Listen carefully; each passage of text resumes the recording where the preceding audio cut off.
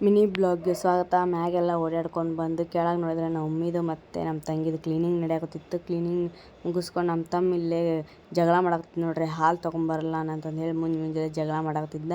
ಮತ್ತು ನಮ್ಮ ಮಮ್ಮಿ ಎಲ್ಲ ಪೂಜೆ ಮಾಡಕತ್ತಿದ್ದೆ. ಪೂಜೆ ಮಾಡ್ಕೊಂಡಿದ್ದು ಆದ್ಮೇಲೆ ನಮ್ಮ ತಂಗಿ ಎಲ್ಲ ಮನೆ ಕ್ಲೀನ್ ಮಾಡಿ ನಮ್ಮ ತಮ್ಮ ಹರವಾಕತ್ತಿದ್ದೀನಿ ರೀ.